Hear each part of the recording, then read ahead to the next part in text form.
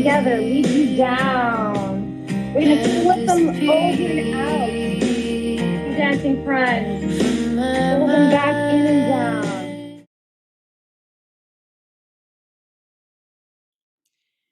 Welcome, everyone. Welcome to the Disastershock Arts and Recovery Team Movement Stories Project. I'm Dr. Reggie Matthew. I'd like to first introduce this first in a series of this new and exciting initiative for the Disastershock Arts and Recovery Team. The Disastershock Global Team is an international humanitarian relief organization dedicated to providing coping resources to children and families affected by disaster-related stress. I'm Dr. Reggie Matthew. I'm an expressive arts educator, and I'm a member of the Arts and Recovery Team. I'm honored to introduce a new series called the Movement Stories Project. The Disastershock Movement Stories Project aims to explore Dance for Health initiatives around the globe. This series explores movement practices across cultures and the benefits of this expressive arts modality for mind, body, spirit, and community healing. I'm honored to introduce today Sarah Robichaud, the first Dance for PD certified teacher in Canada. Sarah is a classically trained dancer, author, and charismatic leader who's been recognized as a force for purposeful and impactful change, and as a founder and executive director of Dancing for Parkinson's. Sarah studied and performed extensively throughout Canada, Europe, and Moscow, where she trained with the Bolshoi Ballet School, has performed and choreographed for many theater, film, and television projects over the last 20 years. DWP dance classes in Toronto starting in 2008, and Dancing with Parkinson's Canada was born. DWP now offers over 15 locations throughout the Greater Toronto area. Dancing for Parkinson's aims to bring people living with Parkinson's and seniors out of isolation into the artistic community where they can dance and connect with others. Welcome, Sarah. It's an absolute honor to have you here today. Thank you so much. I am absolutely privileged to be here and to speak with you. So Sarah, first, as the founder and director of Dance for PD, I first want to begin with your dance aesthetic. So I've had the privilege of attending some of the classes to study and get a feel for the community, and I've attended your classes. And what I've noticed about your dance aesthetic is that it's big and broad and bold and expansive. Can you tell us a little bit about, and it always looks like you're having the time of your life. So can you tell us a little bit about your dance story and this absolutely moving experience of offering that level of artistry to a community like Dancing for PD? First of all, thank you for attending classes. That's amazing that you have. And I think that's sort of the best way to really understand what is happening in this program. In terms of my dance aesthetic, I guess as I was learning how to dance and as I was becoming an artist, one of the things that I loved so much was this idea of like stretching beyond all boundaries, right? I was always the ballet dancer that if you had to do a tendu, which is, reaching your foot to the front and pointing, I was always like, I want to touch the person in front of me with my toe. So that's sort of just, I find it exquisite to really go as far as you can with each movement. So maybe that's sort of a little bit about what you might be talking about in the way that I actually teach. The next thing that you mentioned is I look like I'm enjoying myself. I am literally having the time of my life.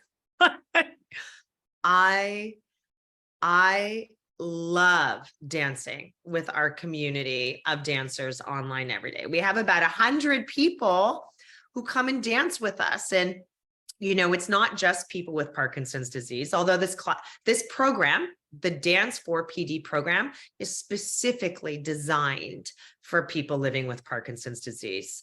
It is research backed, the benefits for people living with Parkinson's disease. But during COVID, we invited all seniors to attend, those who were isolated, those who weren't seeing their families, those who had mobility, ability, issues and challenges. And the most amazing thing was that the silver lining was that people without Parkinson's disease were experiencing the same benefits as the people with PD were. And so now we've grown this community where I must look like I'm enjoying myself so much because I'm literally dancing and moving in a joyful way with 100 people who want to do the same thing. Mm-hmm.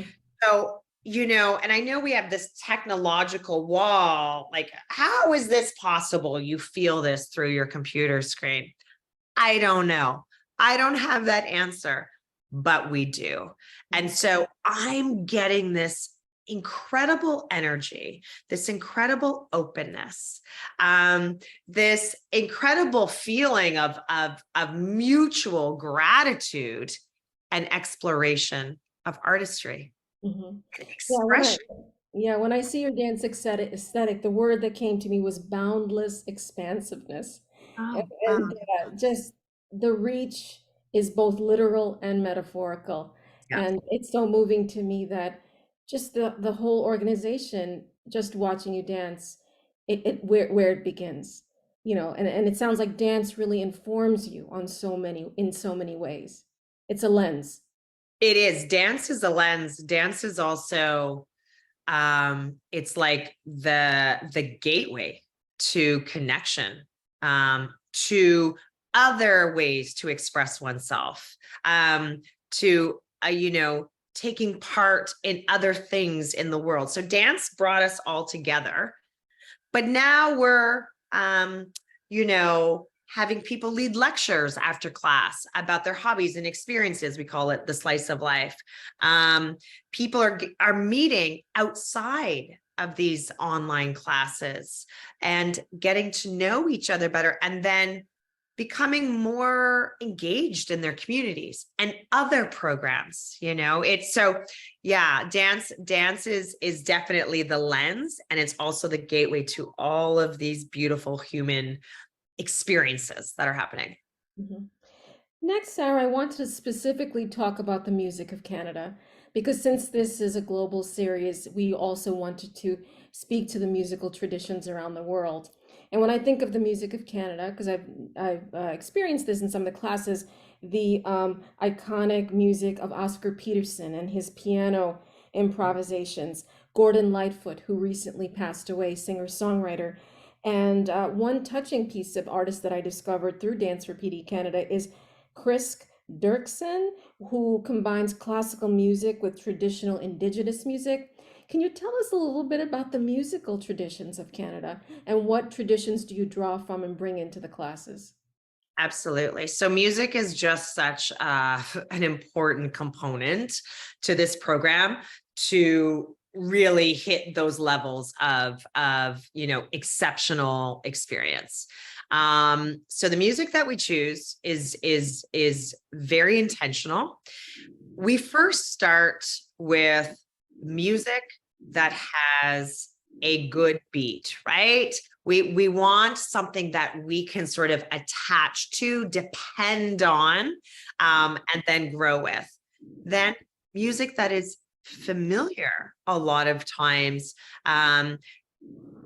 If we play a song and people know the words to that song, then they start to sing, which is absolutely beautiful and wonderful, and another way to express, and it's enjoyable, and it's also really good for strengthening our vocal cords, etc. In terms of Canadian music, you touched on some of the artists that we have brought into class. I think we of course we play all the Canadian favorites that a lot of our participants can identify with, can also go back and say, when I was listening to that song, I was this, many years old, and I was at someone's cottage or wedding, or and it helps people feel connected and rooted into the experiences that they've had. And it's also a nice way, our program now, has become a global program. So it's also nice to share our music, our, incredible musical artists with our global community. That said, we are constantly asking our participants, what do you want to listen to? Who's your favorite artist? What gets you moving? And because we do have such a lovely and diverse group of humans dancing with us, we're getting some incredible requests coming in, which as an instructor, it's so fun to play with and explore and learn, and we certainly never want to sort of appropriate and think this is how a Greek dance goes, or this is how, you would do the jingle dance at some kind of indigenous ceremony. No, that's not what we're doing. We're saying this is our interpretation to this music based on images and stories that we've learned. And is there a 15th anniversary event occurring this year, or has it already happened? It happened. It happened. We had the most magical in-person and online events. It was a hybrid event at the Art Gallery of Ontario, which is just, an iconic art gallery downtown Toronto, which has this beautiful atrium space that has multiple levels of balconies. And we had hundreds of people join us. We danced to the music of Leonard Cohen, because Leonard Cohen, who is one of our Canadian musical artists, he was being spotlit in an exhibition at the art gallery. And we had beautiful dancers from Côté Dance and live poetry, all live musicians, all Leonard Cohen, which really Leonard Cohen made sense for us. He has a quote about a song, a song can change your day. And we believe that, and we believe a song and a dance can completely change your day. So that's what we did for our 15th in March. It was incredible. So Sarah, one of the main sort of narrative threads in this series that we wanted to explore with dance programs around the world is that dance innately facilitates intergenerational community collaboration. So I want to reference a colleague of mine at New York University, Dr. Ernest Guillermo, who is a social scientist, researcher on aging, who speaks to the power of intergenerational spaces. So that's the one thing that's been so amazing for me to witness with the Dance for PD Canada community. You serve people with Parkinson's, you serve seniors of all abilities and mobility, seniors living in long-term care homes, assisted living, private homes, care partners. It's also a space where graduate students volunteer. So they get the chance to dance with it. I've also attended a class where kindergartners danced with the seniors. And also sometimes care partners come. It is truly an intergenerational space.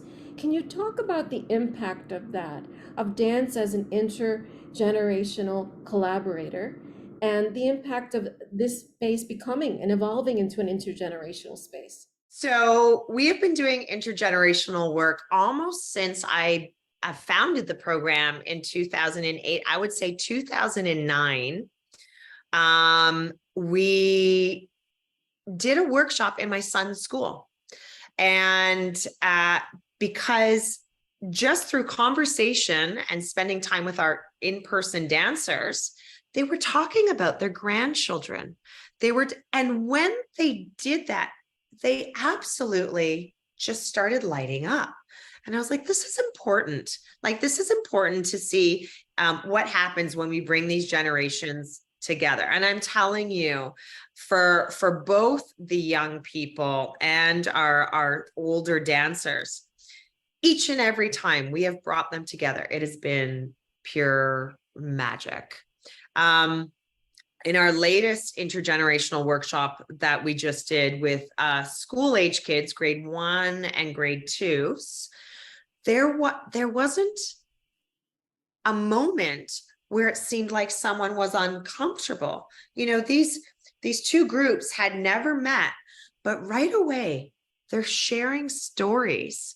They're getting to know one another. And of course, we're providing, or sort of facilitating that connection through movement introductions. And, we got them to sort of piece together a little story with gesture. So they had ownership of telling the story through movement, but they had to collaborate with, the older or the younger person in order to do that. They had to work together. They had to learn from each other. They had to listen to each other, and really stake value on what was being offered. And then they performed these pieces, these gestural stories for the whole group. And there wasn't anyone who said, I don't want to do this. The teachers were absolutely blown away. And I think, and every time we have done intergenerational work, and we try and do it every single year, it is really the same experience. We think that there's going to be this perceived, barrier. The barrier is there because we're not bringing them together. The barrier doesn't exist once they come together. So how can we continue to find ways in society to bring them together? We don't have to work that hard as facilitators on our end. So are there gaps? Do they need to be bridged? Absolutely. But they're there because we're not bringing them together. And so, through the work that we're doing with the ability to express and connect through movement, through music, through storytelling, it's really a magical, profound way for these generations to come together and bridge all those gaps. Absolutely. There's such a need for these kinds of spaces. It's so many people are aching for that, where we can encounter one another in a safe and boundaried way. Yeah, absolutely. Along this line of intergenerational collaboration, when I attended several classes, the only thing I could say to our audience is I had so many moments where I was simply brought to tears, and I want to review some of them. One was a graduate student who volunteered for several years and announced to the community that she was going on to medical school. And I was thinking, wow, imagine what kind of doctor she's going to be, having spent close to 5-6 years volunteering with this community. Another case was, the energy of the first graders and the seniors dancing, and that social reciprocity that happens in the expressive arts. That was so moving. And also one day, I think it was a Saturday class that I attended, they told a story of a dancer. I think you mentioned this, who that was. It was the last stage of her journey in life. And on the last day of her life, she joined the class, she listened to the sound of the class of the music, until she, transitioned to a peaceful state. And it's just incredible, I would say, the boundaried intimacy that happens in these spaces from so many different kaleidoscopic angles. Can you talk about that? Because it became a lifeline for everyone, whoever they were at whatever age. Yeah, I get teary probably every class that I teach. I like often, because I will just look at someone either on the screen if I'm teaching online, or if I'm teaching in person. And I will know a little bit about most of these people, and they've shared some stories, and I look at them, and I might get emotional because I see them actually enjoying themselves for a minute, or looking free or looking lost in the movement. And I'm just like, it is so stunning to witness that, and so special, so privileged to witness that. And sometimes I know it's, I look at someone and I go, God, it took courage to come here today. And I am, see, I get teary right now. I'm so humbled.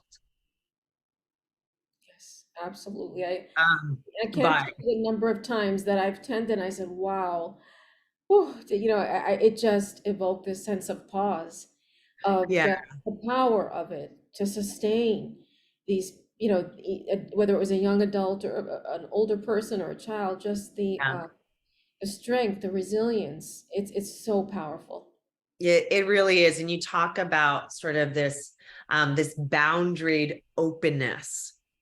And I think that is one of the things that sort of sets our program apart, maybe, or, 3 years into offering classes 7 days a week, we still have 100 people coming every day. Mhm. That's, most people are sort of getting back to their mostly in-person lives. We expected a huge drop, right? People still need to know someone is there to move with, to connect with, to Mhm. have a laugh with, to share with 7 days a week, and they keep coming and they keep coming. And I think part of it is, I always say to the dancers, you come as you are.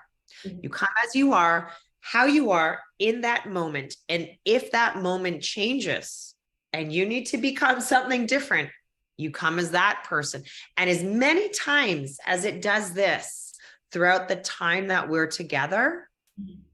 I'm just happy that you're here. And everybody else who's here is just happy. So it allows for people to be themselves and even maybe be the person a little bit maybe of who they once were, but also even another version of yourself. Because when you come, you don't have to be Bill with this history of what you've told yourself and what your spouse has told yourself or what society has told you. Mhm. You get to be Bill Mhm. and you're an artist. Mhm. What are you going to do with that? Mhm. Mhm. You get you get to experience a new way of being. Mhm. Um, and in that, people come with a rawness Mhm. and a humanness and an openness that, again, we are so privileged in the work that we do Mhm. that we get to receive that. Mhm. Absolutely. So my next series of question is, I'm an arts accessibility advocate, and I'm also a person with a disability. And so I want to talk about the lengths you've gone to make this program accessible. I understand that you have 15 in-person classes throughout Canada, but the pandemic, at a time of great adversity, you pivoted to online classes. And now you offer, as you just said a minute ago, free online classes 7 days a week, 365 days a year. I mean, I have to gasp when I even say that, because I don't know. I think you are the only program literally on the planet that does that. And what an incredible feat that is. Can you tell me how does that magic happen? How do you pull that off? The endurance, the commitment, the staff, the dancers. I mean, it is just a community that works together. It is a community that works together. We have incredible instructors. I actually, just before meeting you, just got off a meeting with them. And honestly, I sit with these instructors who've all been trained in the method, and they are as passionate as I am. I founded this program. It's not a surprise that I'm extremely passionate about it. But then I work with all of these humans who also want to help with their art, and they want to learn and take in more, and then bring their beautiful personalities, their beautiful way of delivering dance, their experiences, and be open and want to connect. So that, first of all, that's incredible. Like, again, I find that special, and it's unique to have that. And then, of course, I have this incredible, team, and it's a new team. We've only started working together for the last year in this phase of, expansion and sustainability. director of outreach and program coordinator, director of communications. We have a volunteer coordinator, someone who's helping us sort of organize this slice of life program that we talked about.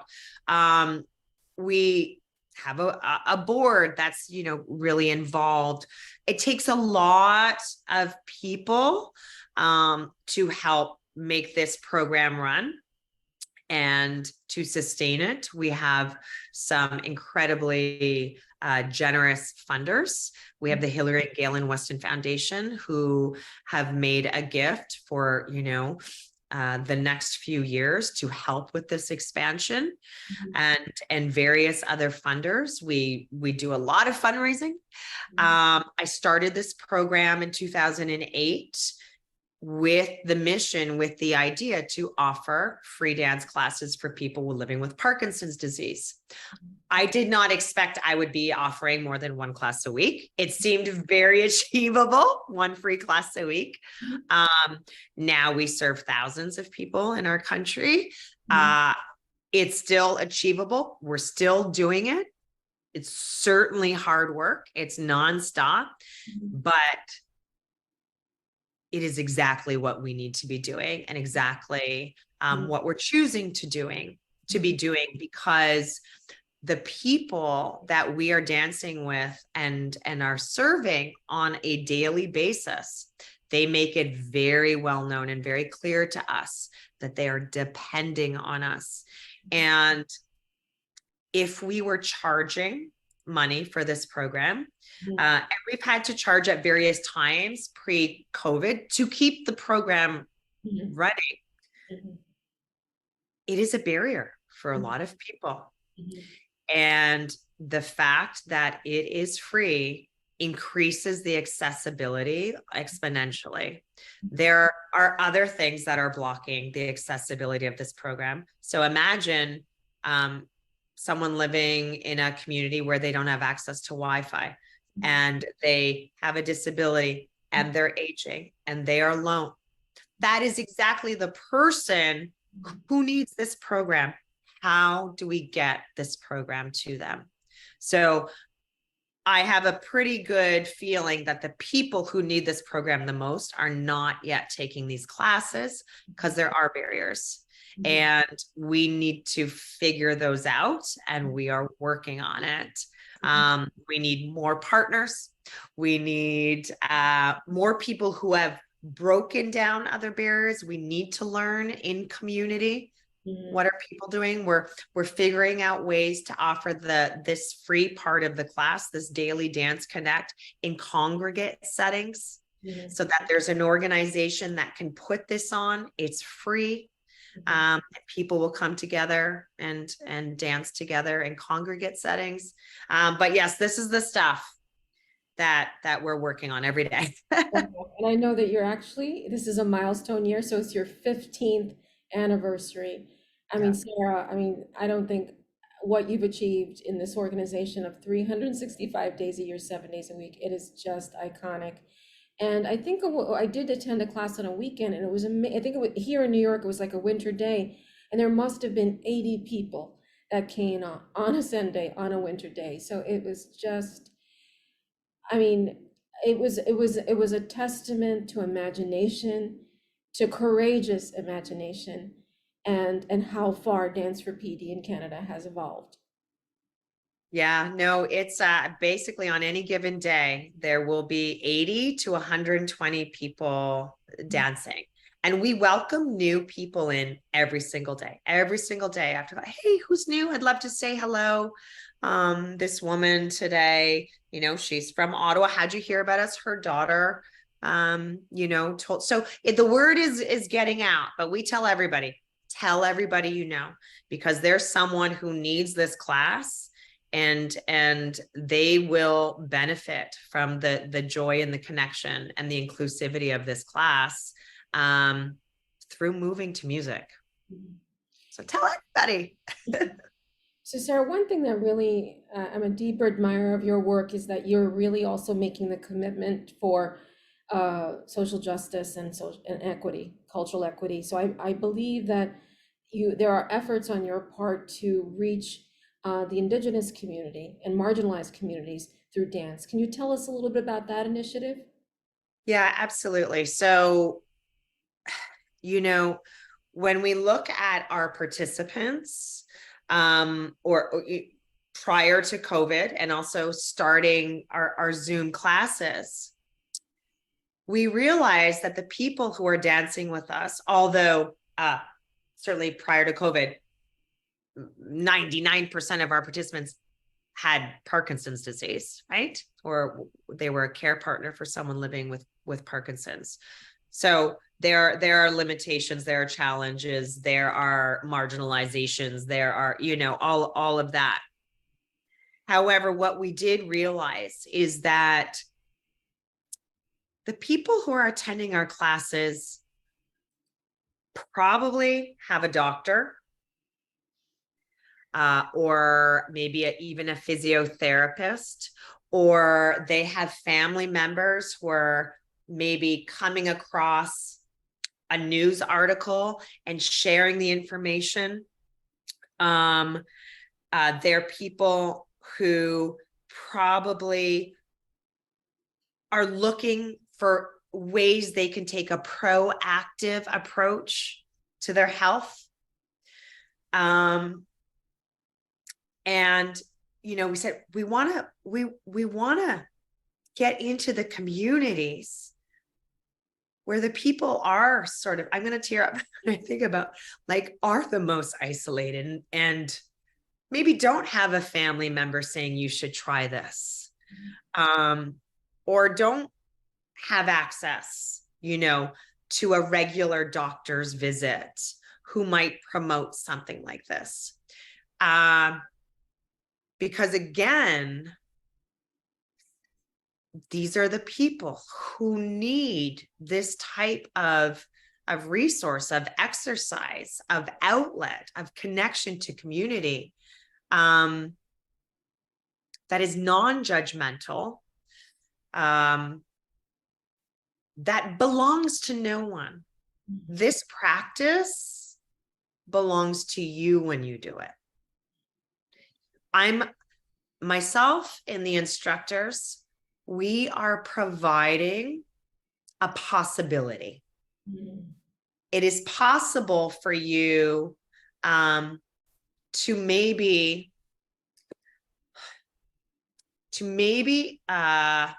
experience and explore the essence of what we're doing. But the practice belongs to you. You're the one who owns it. So it becomes something that anyone can do if they're given the permission to do it. So we're here to give the permission. Please take this, make this your own. Do what feels good. Play with it. If it doesn't feel good, try something else. Everything is yours and everything is right. And we are really figuring out, as we do this kind of outreach, to try and bring in people who would welcome the permission to explore and to make this practice their own. And we've realized it can't be done with a flyer. It can't, you know what I mean? It requires the kind of sort of radical outreach, which always comes to relationship building, and comes to being in the community, and doing more than the dance classes. It's about meeting people where they really are, and understanding the environment in which they are living, and what their barriers might be. But it also sounds sorry, go ahead. That you're also bringing the lens of creating safety, but also real cultural respect, that people have to be able to recognize this. Number one, this is a safe space, but I can see myself in this space. Yeah. I really appreciate what you're saying about building those relationships from the inside out and not Yeah. from the outside in. Yeah. And it doesn't happen quickly. I think you might have been referencing a little bit of work that I did on reserve in a First Nation called Pikangikum quite a few years back, prior to 2017, maybe. And this is a community that suffers from intergenerational trauma. And I was not prepared for the barriers that we would come up against right off the bat. One of my famous easiest sort of icebreakers when we do any kind of workshop is saying your name with an action, because you think we can all do that, because your action can also be, I don't have an action. That can be, so I could be Sarah, right? Or Sarah, right? So it feels like this is one of the most universal things. And we were all standing in this circle, and I said, we're going to say our names with an action. I'm going to tear up again. And most of the kids couldn't say their name at that time. They knew their name, of course, but they had maybe never said their name out loud.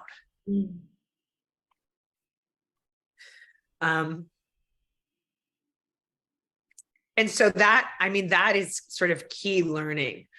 We think we know, we don't know. Yeah. We don't know. And so it is about cultural humility. Yeah. It really is. And it takes time, and you need to build trust, but you absolutely, it has to be so authentic, because people can read your BS meter, in a second. And if you are not in for all the right reasons, in terms of wanting people to dance with you and wanting people to thrive in their own expression, it will not happen. They will read that. So so we're sort of working with all of those sort of lessons learned right now, and realizing we need to continue to be meeting people where they are, and understanding that we have no idea where people are. Do you know what I mean? Like, just the idea of, okay, we do have a little idea, but it takes so much more relationship building and consistency, and asking questions and being so respectful and really hearing the answers. So in our very, very small team, we are doing that. But definitely that is one of our sort of our main goals over the next few years, is to increase the inclusivity in this class, to, increase the diversity, to really develop these relationships in these more marginalized communities, and create a space where they feel like they belong. Thank you, Sarah. So Sarah, I want to go to, in summary, to the subject of the artistic intervention. The artistic invitation, And I get a lot of emails from young emerging teaching artists around the country who says, oh, how do I take the next step? How do I create a community? And I've referred them to you and to the story of your work, but for a specific thread that I find so meaningful to me, the artist's invitation. And it's your iconic invitation of, will you dance with me? I think of this expansive style dance aesthetic that you have, and this iconic artist invitation, will you dance with me, which has become a signature invitation of your work, but also that many of the teachers incorporate in their classes. Yeah. Can you tell me a little bit about that invitation and where that came from? Well, to be honest, I didn't make it up. One of my other teachers did. And when I reminded her of it in a recent meeting, she's like, I made that up. She thought I did. We all share choreography, but it was, I do believe that she was the first one to share it. And I thought it was so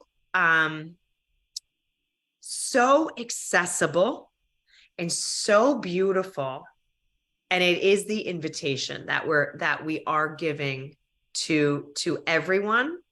And it is an invitation that our dancers get to give to others, right? So it's will you dance with me here? I'd love to dance with you here. And it sort of goes into a waltz, and they're shooting star. And it has been sort of one of our, if there's a DWP repertoire, this is the headliner, because it does feel like this place where we get to connect and really ask each other to dance. But we're doing so much more than asking each other to dance, right?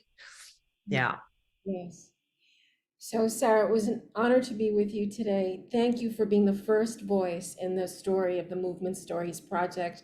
So if people are interested in learning more about Dance WPD and donating or participating or volunteering, how can they find you?